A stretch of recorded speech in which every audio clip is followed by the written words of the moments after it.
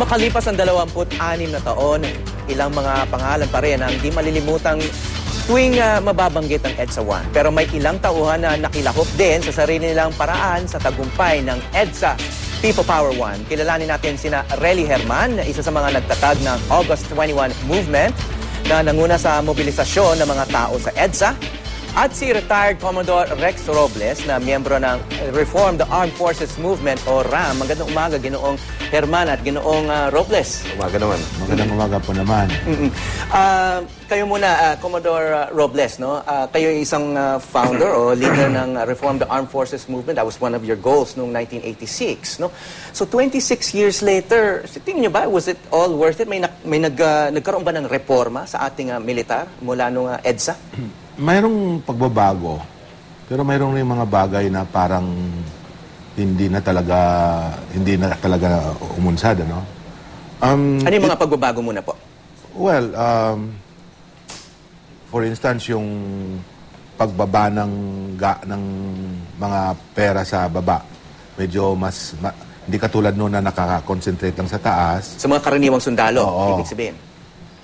Pero, on the other hand, leadership ang importante. Pag maganda ang leadership, gumaganda ang patakbo. Pag palitan ng hindi magandang group of leaders, hindi rin maganda. So parang cyclic. Any regrets from 1986 or was it all worth the effort? You know, I've been asked that question a few times. Hindi ako nagre-regret eh. Ang ano lang is, as time passes by, pati ako nawawala na rin ng tindi ng pakiramdam tungkol sa EDSA. Okay, Ginoong Herman, ano yung naging papel nyo noong 1986 EDSA People Power 1? Well, it goes back to the time that Ninoy was assassinated. You know? 1983, August 21. Doon namin tinatag yung August 21 movement or ATOM. Ano? And from that time on, naging active kami sa mga anti-dictator.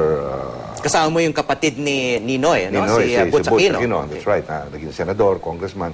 And, well, what I can say about EDSA, tsaka yung role ng ATOM, ano, there was uncoordinated unity between the different forces, no? Hindi kami nag-uusap-usap, subalit nagkakatagpo sa iba't ibang lugar at doon na lamang nagkaka-agree kami. O, saan ba kayo? Anong papel ninyo? Anong gagawin ninyo? Etc. Kaya, doon yung spirit of not even adventure, volunteerism, ano? Among the participants. Hindi naman natin... Kasi at that time, for a long time, you were an advertising man, no? You were a public relations man. Yes. And then many people like yourself, they set aside their own career goals and personal interests para tumulong sa movement at tumulong sa bayan. Yes. In effect, I was practically on leave doon sa trabaho ko, sa kumpanya ko, no? For a major part of 4 years. So... halos hindi na ako nakita doon sa opisina ko because naging full-time activist ako. Yun ang nangyari Okay, so sa akin. mula nung pinatay si Ninoy Aquino, naging aktibo kayo sa Parliament of the Streets. Yes. Yung tinatawag natin Parliament of the Streets noon, yung street politics, no? And which eventually led, dahil nasa opposition kayo noon, kasama nyo yung mga sila Butch Aquino, at yung mga stalwarts ng opposition, etc. No? So, umabot na sa 1986, February, which we are remembering today. Yeah. So, when did you get a sense na ito na yung tipping point para sa ating bansa? Nagsimula yan nung tumawag sila Senator Enrile, no? At that time, Minister Enrile, na sabi lang, punta na kayo sa EDSA, etc. So, nanawagan siya sa radyo. Nanawagan, no? Butch Aquino, takbuhan kami. We were at a private party. Kami nila Butch, tsaka mga kaibigan namin, no, na members ng ATOM. Tumakbo kami sa ATOM headquarters.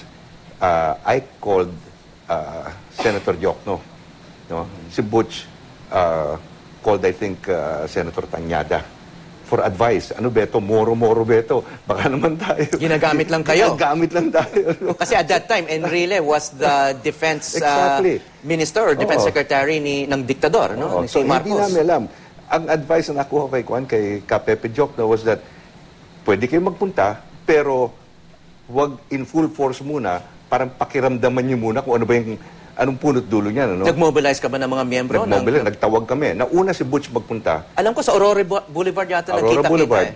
doon sa merong fast food. Isetan yata. Isetan, tsaka katabi na isang fast food restaurant, ano? So, nagpunta sila Butch doon. And then, we waited for his call on radio, no? Dahil wala pa mga cellphone noon, na, kasi ando kami sa headquarters. Nag-mobilize kami sa headquarters. So, nung sinabi ni Butch, magpuntahan na tayo dito, sumama na kayo, takbuhan na kami doon sa EDSA. And then, siguro Wala pa masyadong tao. at the most, 100 lang kami andun. At So, nagmarcha delikado na kami. kung gustuhin ng militar, kayang-kayang Hating gabi yan. i-disperse yung mga tao. Pwede lang buwagin kami. Ano ba rin, magpadala sila ng isang batalyon dun, patay na kami talaga, no? Suko agad. Okay, si Commodore Robles, no? Balikan natin yung ginawa ni Defense Secretary or Defense Minister Enrile noon. No? There was a reason kung bakit siya nagtawag ng suporta. No? You were allied with him at that time. Yes, I was... So bakit siya nagtawag ng suporta? Ano bang nangyari na kailangan siyang mag-hole up doon sa Camp Aguinaldo at magtawag ng civilians katulad ni Relly Herman? Kasi nagkabukuhan eh. Anong nabuko? Inoobserbahan ng nina Greg Honasan at saka ni Red Kapunan ang nangyayari sa Malacanang. Nakita nila na dumami talaga ang depensa. At saka nagdagdag pa ng mga pasabog doon sa tabi ng ilog. So pinuntahan nila si Secretary Enrile at that time, sinabi nila kailangan gumalaw na tayo kasi nalaman na. So, mayroong gustong gumalaw outright, mayroon namang gustong pumunta muna sa Cagayan at saka mag-long march. May mga ganong diskusyon. Si Enrile ang nagpasya, sabi niya, no, we will stay here. We will fight. Okay, para sa mga hindi nakakaalam o yung mga kabataang nanonood, ano ba yung pinaplano ng Reform the Armed Forces Movement in 1986? Maaring nag-umpisa yung plano noong 1985? Kung ako kasi magsabi, plano ni Greg Honasan to, hindi ko plano to. Okay, ano yung plan? Well, Papasukin ng Malacanang. Papasukin nyo? Magkakaroon kami ng mga diversionary movements, pero tatawid kami ng Pasig. Tatawid sila ng Pasig, pasukin ng... So may puwersa na nakahanda? Mayroon. Nag-practice ba yan? May rehearsal ba yan? Mayroon. Nag-rehearsal kami. Ilang tauhan ilang sundalo yung susubok? Involved? Involved dito sa plano. Maybe 100 or so. Doon sa assault mismo? Sa assault mismo. Kasi may mga training kami pati sa mga... In other words, coup d'etat? You can call it a coup, pero alam mo, very na sa akin ang word na yan. Okay. Bad word na really rito. to remove Marcos eh. It's Okay. not to take over government eh. It's to remove Marcos. Malaking debate ngayon yan. Hindi Kung ba? ano talaga Pero yung intensyon, di ba? Everybody, this mother is accusing us of power grab. So wala akong magawa. Let them think about it. Pero at that time, ako mismo, I didn't think about power grab. I just thought about helping to remove Marcos. Okay, at that time, bakit kayo, sundalo kayo, you have, you're sworn to duty and all of that, no? Si Marcos, yung commander-in-chief at that time, what caused you to parang cross that line? Kasi kami ang naiiwan dito sa Maynila na binubuhusan ng mga reklamo ng mga nasa field eh. Tuwing magkita-kita kami ng mga tao sa field, tambak-tambak talaga ang reklamo at saka... Ano yung common complaint ng mga sundalo noon? Supply, we cannot fight well because there's a lack of equipment. Tapos, na-out-maneuver tayo ng NPA. Malaking problema na ba yung corruption noon sa militar? Kasama na rin yun. Kasama na rin yun. So, kami at saka yung hindi na po-promote na mga nagkakaroon ng bottleneck kasi in-hold ni Marcos yung mga old generals. So, all of those, kami ang repository, nagkaroon ng parang reaction na nagplano na, actually, mga 03, 19... So, matagal na yung plano na yon. After Ninoy was assassinated, there was very little movement in the camps. Halos ayaw na namin magtrabaho eh. So, in a way, parang, silver lining, yung nabuko yung plano nyo dahil nagkaroon tuloy ng civilian movement in support of your group. Hindi namin pinlano yun. Basta tangalam namin, nabuko kami, magpakamatay na lang sila doon. Hindi ako kasali doon. Magpakamatay na lang sila sa Kapaginado. Nasaan kayo noon? Nasa labas. Inutusan ako na lumabas para Lumabas ng kausapin. Maynila? Camp Aguinaldo kasi walang mag-iistorya kung ano nangyari kung lahat kami mamatay eh. Kung Kaya ako ang mamassacre. spokesman noon. So, Kayo yung, gustong-gusto ko yung role ko. Lumabas ka. Buhay So, kayo. Oh, Siguradong buhay. Ang lalaki ng mga mic na nakatapat sa akin, in-interview ako ng mga... Pero nandun kayo sa EDSA. Nasa labas. Nasa labas ng If you EDSA. ask me kung saan ako sa EDSA, I was not at EDSA. I was elsewhere. Pero you were with media, obviously. Yes, kasi Sabi mo. sunod-sunod ang interview eh. Hindi pinapaliwanag ko kung anong nangyayari from our point of view. Okay.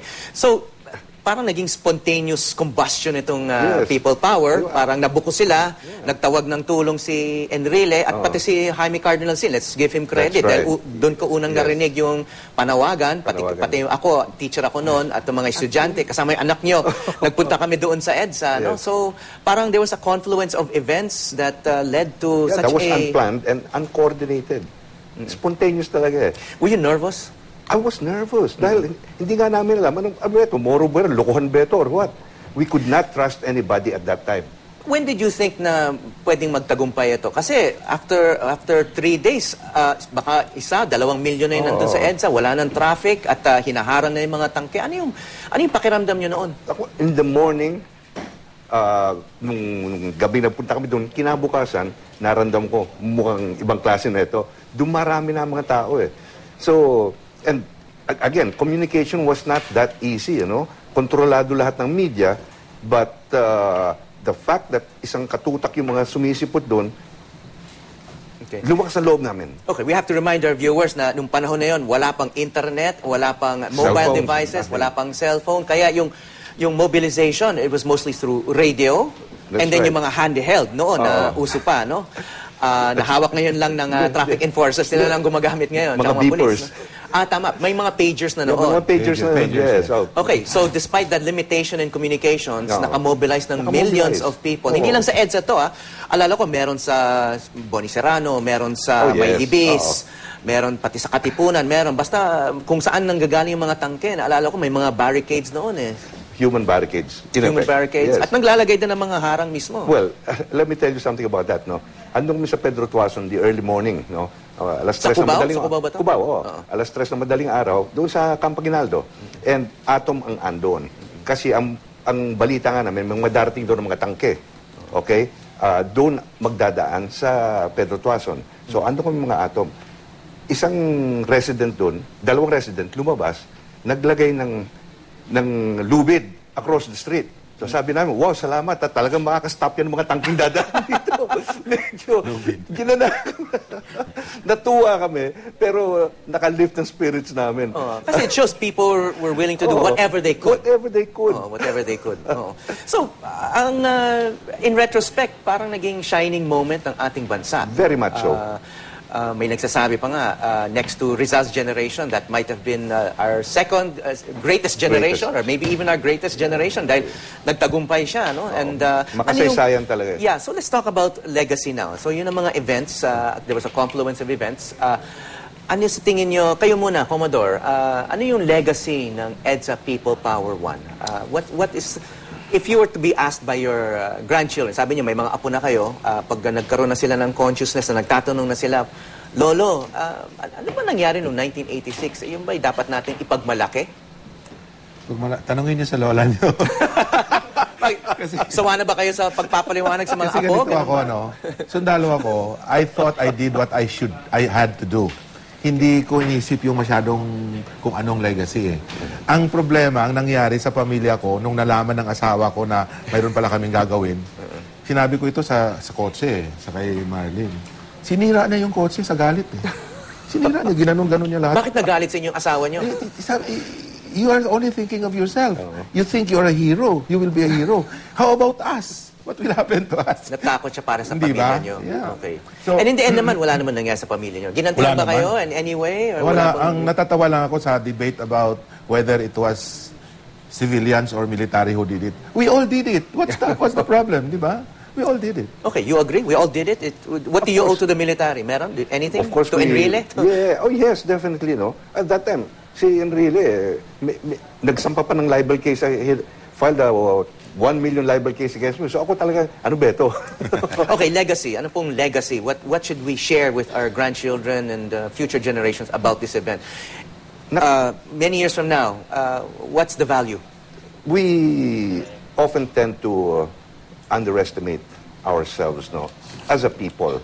Subalit nung napatunayan natin nung EDSA Revolution, kaya na we have it in us to do something, na naging makasaysayan, na kinopya sa ibang bansa, and I feel that is what we have given to our children and Kasi our it started the grandchildren. world movement. Tayong nauna sa Exactly. people power. Nauna Sumunod tayo. nga yung Romania, No.